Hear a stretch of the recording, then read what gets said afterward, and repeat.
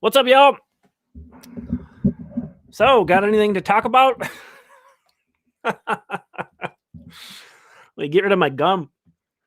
I'm like stress chewing a piece of gum here. So the news keeps coming. Apparently, I don't know if the Twins were like real under the table busy during the lockout and and discussing trades with all these teams and making all these plans before the lockout. But oh man, I think something's not working right here. Y'all in the live chat, can you let me know if you can hear me all right? Oh, there's a little bit of a delay. But yeah, this has been crazy. This has been a crazy few days. This has been a crazy evening. The Twins pulled off 3 trades in less than 2 days. Like I said, I don't know if they were real under the table negotiating during the lockout.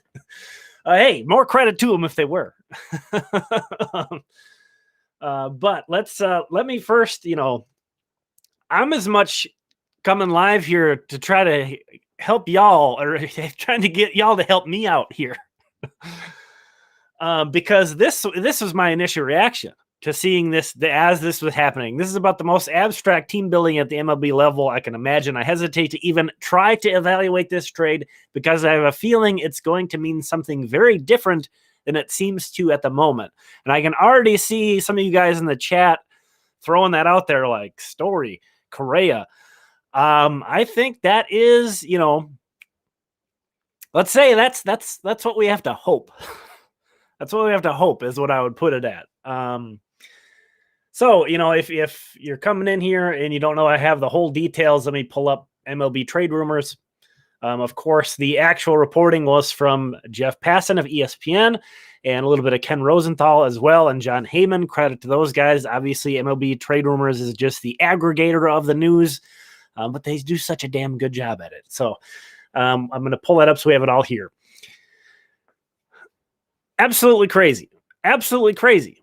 The Twins send Josh Donaldson and all of his contract with recently acquired Isiah Kiner-Falefa, who had been rumored as a Yankee target this offseason, with Ben Rortvedt to the Yankees for Gary Sanchez, a guy who is, flashed superstar potential at times, but has kind of been, a lot of times kind of a headache it seems like from the outside looking in for the most part. A guy who's been a little bit of a struggle defensively at catcher and, has created a lot of Yankee frustration, I know, just seeing from the outside. And Gio Urshela, who I'm pretty sure they picked up off waivers a little, if you're a Twins fan, you probably might best remember him as the third baseman for Cleveland. Now he's been in New York for a couple. He really revitalized his career with the Yankees. Always been a fantastic defensive player, though. But really his bat came alive with the Yankees. Clearly, again, I do think it is very strange to try to analyze this on its own, because, clearly the motivation big time from the Twins here is moving Josh Donaldson's contract. I don't necessarily love that. We'll get to that more in a moment. I don't know that the Twins should have felt really motivated to do that on its own. So that's sort of where that tricky part comes in. Like if the Twins did this and they were like, all right, we're done. That's it. We did it. That's our off season. I'm like, what the hell? I'm like, what the hell is going on here? So I think, it's very natural. Carlos Correa, even with clearing out a bunch of money, I think is going to be a little bit difficult to envision. But I did see some, I'm going to try to also keep up on Twitter what we're going on here. But I did see some, speculation that potentially Correa is getting into the point where he may be interested in taking a 1-year deal. Then, all bets are off at that point. I'm coming from the aspect of assuming like Correa is going to get a $300 million contract. And if that's the case, there's no way the Twins are going there. I've said from the get-go that Trevor Story makes a ton of sense for the Twins. And, if you think about it, no, the Twins aren't really a big player in free agency. But, is the Josh Donaldson signing, would that be all that much different if the Twins signed Trevor Story? I think it's sort of in that, it's not the tippy top tier of the market. It's you're getting kind of a secondary guy, but a superstar player in Trevor Story. So I've never really ruled that out, but it even is now a long shot. I feel like it's a little difficult to believe, but again, when this is the kind of line of thinking that that you have to be going down right now with this trade. Because Josh Donaldson, again, I know a lot of people don't feel like he really lived up to that contract. Maybe that's fair, but I think he's been given a bit of a bad shake. He's been pretty good for the Twins. And I think they pull these up into Baseball Reference. Yes. So, he got a big deal. He's definitely getting paid handsomely for the Twins. But this is like one of the healthiest stretches that Donaldson's had in a while with the Twins. So that was really the main concern about them signing him was how much he'd be on the field. And, as a Twin, he's at a 128 OPS plus. So if you're not familiar with that stat, 100 is league average. So he's been 28% above league average offensively. And not phenomenal defensively, but I think he's been just fine at third base. So, it was a situation where, the Twins did have some motivation to move his contract, because it is pretty significant, especially when you consider he's guaranteed. It's not only just the next 2 years, he's guaranteed $8 million, whether you want him or not in 2024. So it was a significant contract. Let's put it this way. If he was a free agent today, he would not get this deal. Maybe that's probably the best way to paint it. So I certainly understand the Twins' motivation to try to get out of the Josh Donaldson contract. But to do it as a complete salary dump, I don't think Josh Donaldson's value was at the point that that was necessary. So if you are new here, welcome. My name's Tom Froming, aka TF Twins. That's the YouTube channel, and you can find me on Twitter as well. And if you're new here, you might not know my thoughts on the Isiah Kiner-Falefa deal. I did not like that trade. He's not the kind of guy I really thought they should have been trading Mitch Garver for. He just doesn't. He didn't really do it for me. And I totally buy into his defensive prowess. But he really does not bring a whole lot to the table offensively. You can get away with that at shortstop, but it's not ideal. I would certainly much rather have a player like Trevor Story at shortstop. Throwing that out there, just hinting at that, Twins. So I wasn't really captivated with that trade. Certainly solved the shortstop position problem. So I'm not real heartbroken about seeing him go. Having to attach him to Donaldson, that sort of makes me again even sort of understand this a little less, because feeling like Josh Donaldson wasn't a complete salary dump, you shouldn't feel like you should attach people. I know Twins fans don't like Ben Rortvedt that much, and I think it's mostly Twins fans that have only seen him at the major league level. But this is a guy that's been pretty good. This guy's been pretty good in the minor leagues, and I think he is. There's reason to believe he has more to go. He's only 24 years old, drafted in the second round. He's got good on base skills from the minor leagues. Again, just an awful showing in the majors. So if you're a Twins fan that only saw him on the big club, I understand if you're not that thrilled with him. But solid on base percentages throughout the minor leagues. And look at what he did in AAA. Started to really hit for power in AAA in the small sample last year. And again, catchers usually take a little bit longer to develop than a lot of other positions. So he's not just a throw-in my opinion. like a complete throw-in. There's some value in Ben Rortvedt. And I think Twins fans, having Mitch Garver, Ryan Jeffers, and then Ben Rortvedt was there, it kind of seemed like he was just the third wheel. A lot of organizations don't have a prospect as good or a young catcher as good as Ben Rortvedt. So, I don't love to see him go either. I talked about Sanchez being, a guy who has caused a lot of Yankee frustration. I think that's not a difficult thing to do always. The Yankees get pretty down on their guys. But, if you don't like, low batting average, high strikeout guys, like I see a lot of Twins fans complain a lot about Miguel Sano, you're not going to like Gary Sanchez. But this is a guy who has 230 home run seasons under his belt. So the power is immense.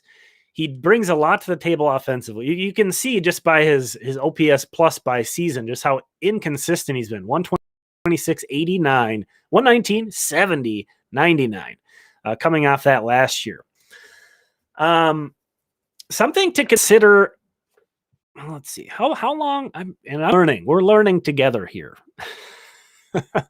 So Gary Sanchez is going to be a free agent in 2023. So he's in his last year of team control. So, the Twins still have Ryan Jeffers in-house. So it's not like Gary Sanchez is going to have the burden to be an everyday catcher.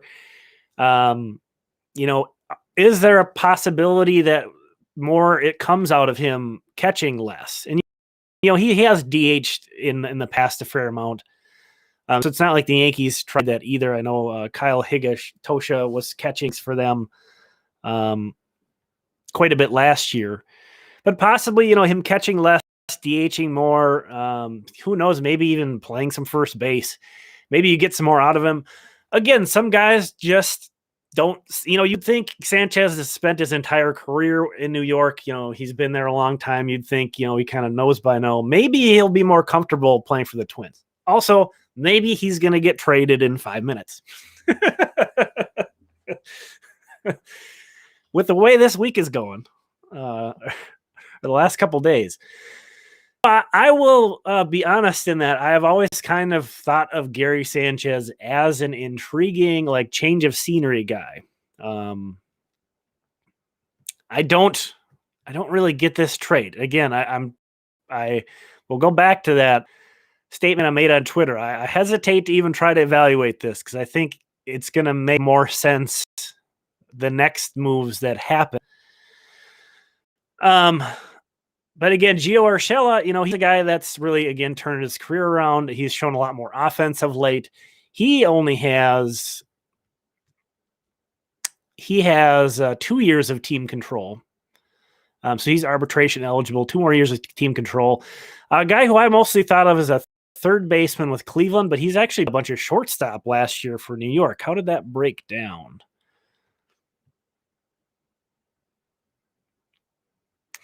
So yeah, he made 85 starts at third base and 24 at shortstop. So I guess if we are kind of to evaluate this on its own right now, if we're going to attempt to do that, Gio Urshela is your shortstop, I'm pretty sure. I think we're all kind of making an assumption that whoever the starting shortstop for the Minnesota Twins will be is not in-house. But I got to tell you guys, I've made a lot of assumptions about things the Twins are going to do that they don't do. So I think that sound like it's a slam dunk.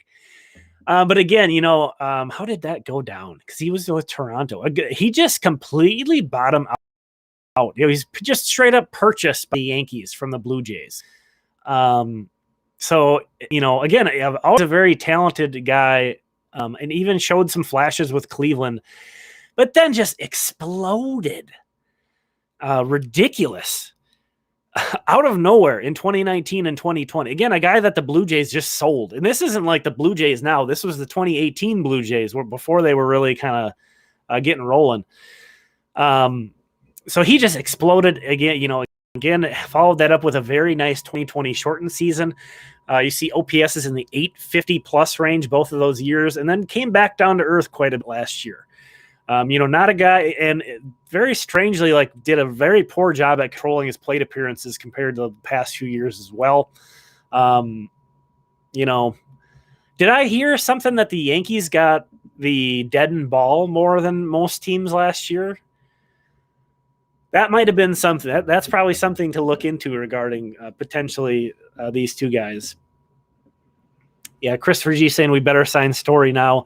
I think, if you're grasping for ways to try to make sense of this, I think that's the one. Definitely. Because, right now, just looking at this deal, it is pretty strange. Other than,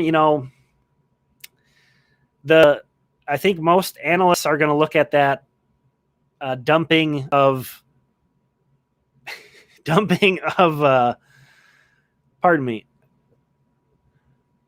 Donaldson's contract, excuse me, as like a big win for the Twins. And I think that's going to be true only if they do something. I try to analyze the Twins like in a realistic view of, how we expect them to operate from a payroll standpoint.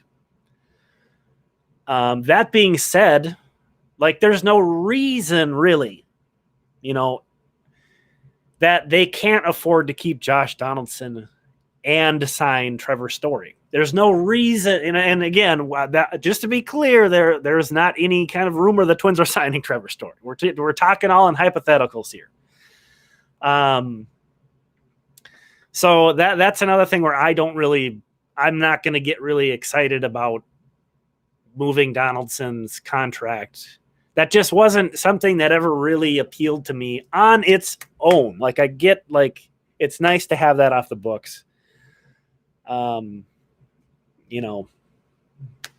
and I there were some Twins fans that were really falling for Isiah Kiner-Falefa. And although I wasn't nuts about that trade, I got to admit he does seem like a very likable dude, like a guy who's really easy to root for.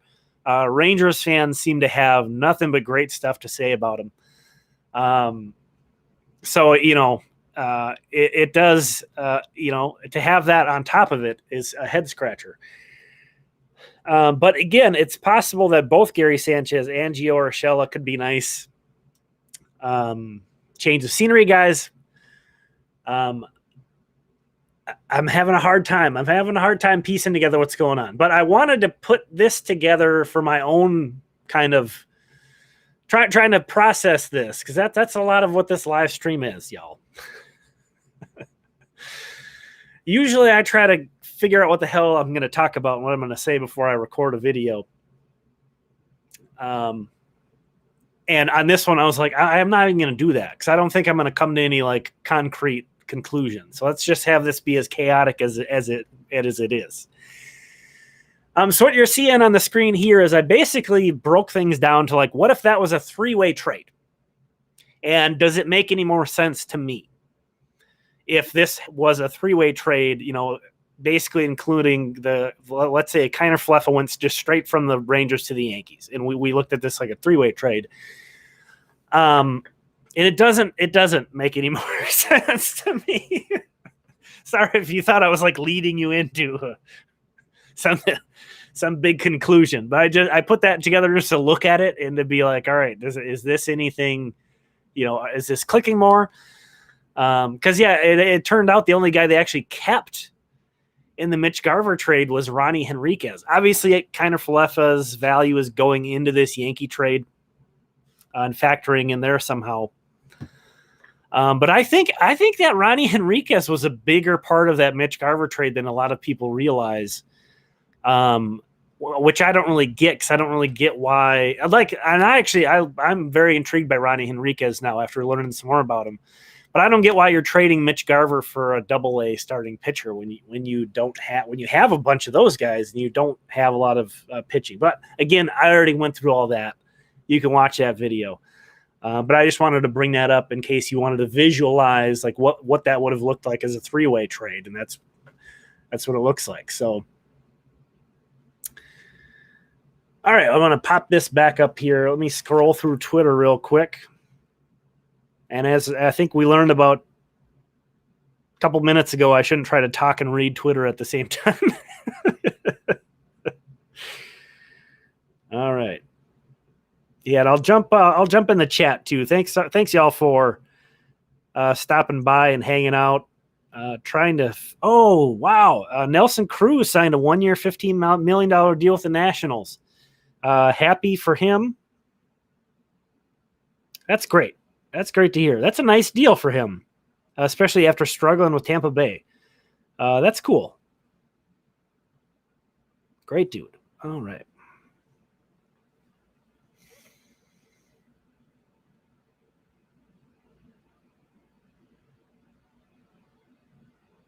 Yeah, I should probably bring this up. Let me go back. Actually, let's flip-flop here. We are live. So,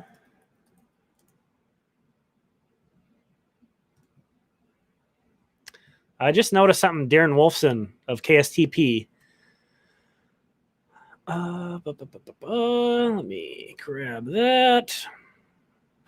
Apologies for the delay, but I want to get this all nice and neat and easy for you guys to read, because I know we're already kind of already pretty small on here. I want to keep the chat up though, so you guys some of the times I know, like on mobile in particular, it's just easier to see it in the screen. So Darren Wolfson, a very plugged in local reporter. He basically says, the Twins legitimately didn't intend to spin Isiah Kiner-Falefa. And New York taking on Donaldson's full contract pushed it through. Twins have some more big balls in the air. Big balls. I think that's appropriate. I would say, this has been a big balls couple day for the front office.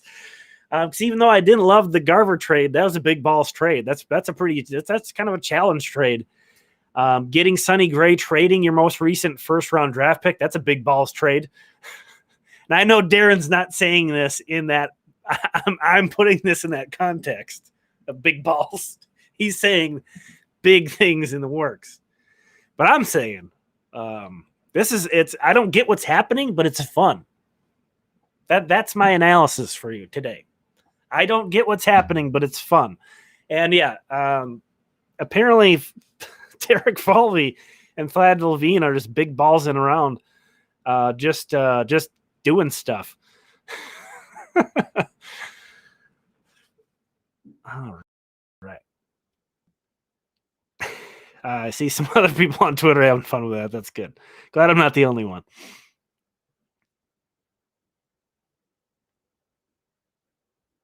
But yeah, again, I just think that's a lot. I really understand the motivation to move Donaldson's contract, but I think that's a lot to attach to him. And, maybe I'm underlying Sanchez and Urshela, but they're both coming off pretty uninspiring seasons.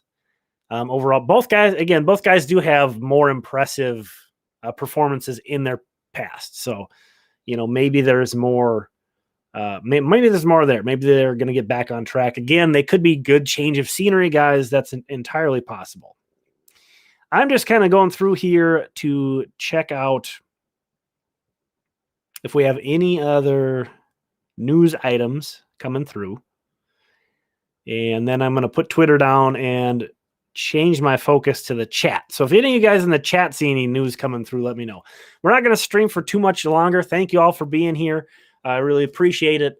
Kind of helping me walk through this. Because again, this is one that's just going to be chaos. It's going to be a little chaos in trying to figure this one out. So I figured why pre-plan a video and work through that. We're just going to work through it live. Andrew says the front office just snapped. Oh man, that's funny. It something snapped. It definitely seems like they're ready to move. They've been very active. All right, I want to scroll back a little bit just to catch out what was missed. Thanks for everybody for being here. I saw La Tortuga sign with the Marlins on a minor league deal. That's a nice move for him. Probably a good place to be. I guess we should talk about what happens at third base. At shortstop, at the moment, I think we have to assume it's Urshela, but that's probably going to change. At third base, the Twins can slide Luis Ariz right in there. And, I'm a huge Jose Miranda guy. I have him as my number one prospect in the system. And I think he's ready. I think they could roll with him on opening day, to be honest with you. But I'm not sure they're going to go that route, but he's certainly in that picture. Luis Ariz was like the 10th guy, so he didn't really have an everyday role. Something to keep in mind, though, is that, Luis Ariz didn't really have a starting role last year, and he played all the time because guys get hurt so much, and he got hurt. So I do think the Twins need to make sure that they have, and maybe Gio Urshela ends up being that guy, the 10th guy. And he would be a nice piece in that role. Because again, I'm not sure what the defensive metrics say, but I think he's a pretty good defensive infielder.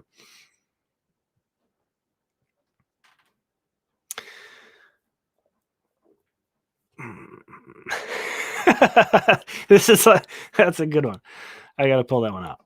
I'll try to pull some comments out here. I love this one though. Oh, I got the wrong one. Where am I here? Okay, here we go. It feels like when I get sick of looking at the same players in the show franchise and just start making crazy trades left and right.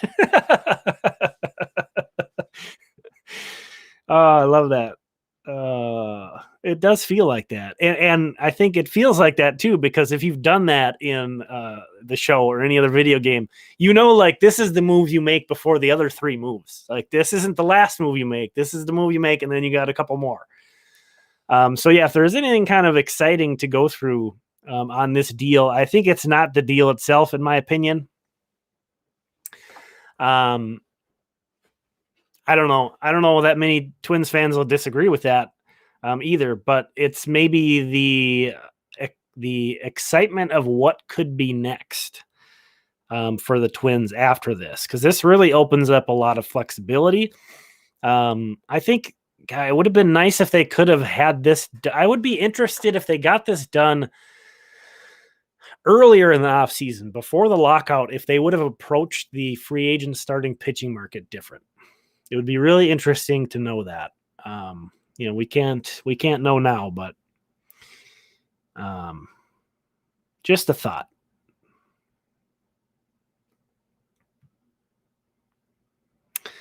Yeah, I kind of feel for Kiner-Falefa. It has to be kind of a crazy 2 days. Hopefully he didn't rush out and get a Twins logo tattooed on him or something like that. Something like that. Yeah, it has to be crazy. But you know what? He asked for a trade, so you're kind of opening up. From what I think I heard that from him on an interview, that once they signed Seager and Semien, he asked to be traded because he wanted to play shortstop. Again, that might be coming off the top of my head, and I might be misquoting that. But either way, whether he asked to be traded or not, it is kind of crazy. He's ended up in New York, though, so I know a lot of guys love to play there. Hopefully he's one of those guys.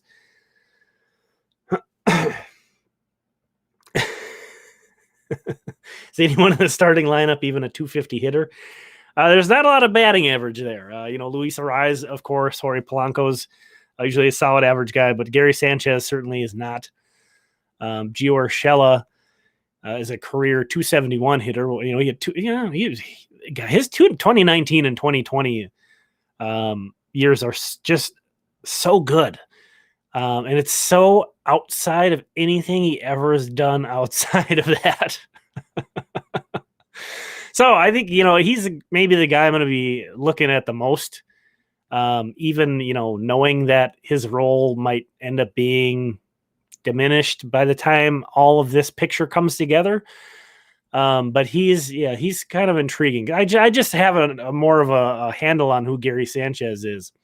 I knew Urshela's story, but I don't know why he fell off so badly last year. So I'll have to look into that some more. So again, just kind of live reacting to all this stuff. I haven't really been able to analyze a lot. Yeah, Zachary Buxton hit 350. That's right. We had some people throwing out potential defensive lineups and batting orders. And I do like Gary Sanchez's bat. I know he's very inconsistent. He's very up and down. He's a low average hitter, but he's going to provide some pop. And I think he could be an interesting change of scenery guy.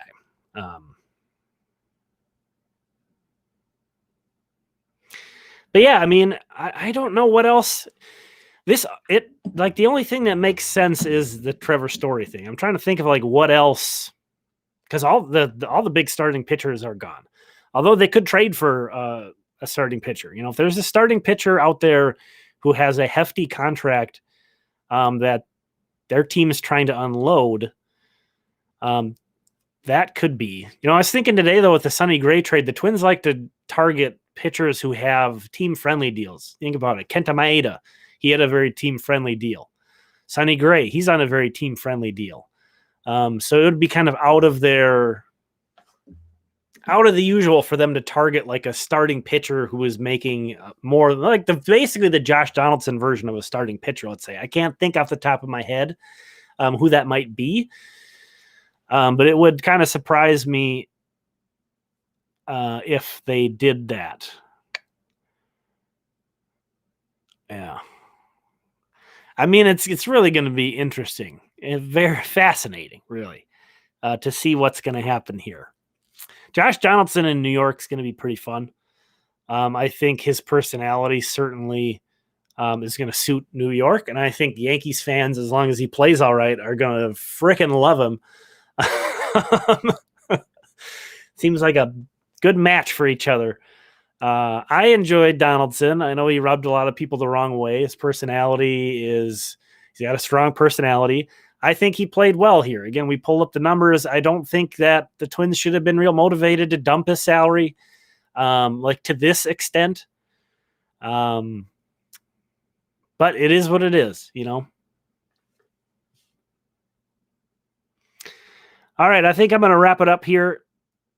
But if anybody's got any kind of parting kind of takes or questions, kind of just hang out for a sec and just check out how things are going through. Again, thanks for stopping by. If you've had fun on this live stream, you know, a little bit different. I've been doing these every Wednesday evening at 8:30.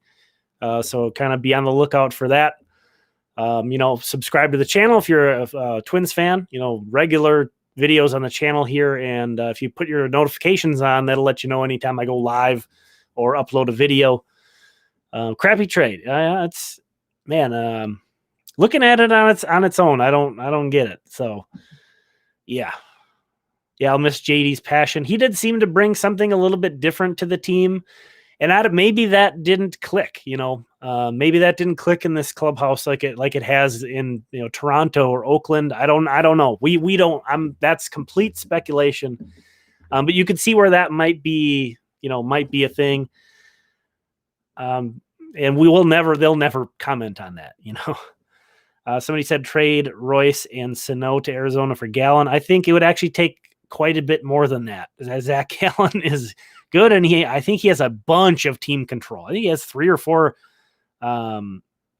years of team control left.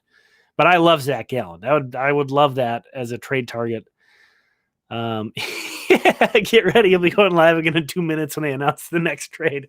Dude, I literally just got done with a Sonny Gray and what's his name? Francis Peguero highlight video, and I hit publish on that basically, and this came out. I was like, what the hell am I gonna do now? I guess I'll just go live.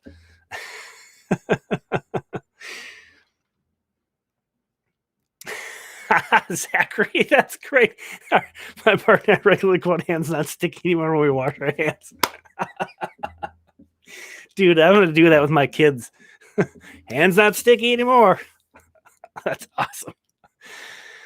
Oh yeah, I like Josh Donaldson. I did. He was entertaining, and he played well too. You know, maybe not up to the level of his contract, but not far off. You know, and he's getting up there. So, like I said, if he was a free agent right now, he would not get the kind of money that he's owed.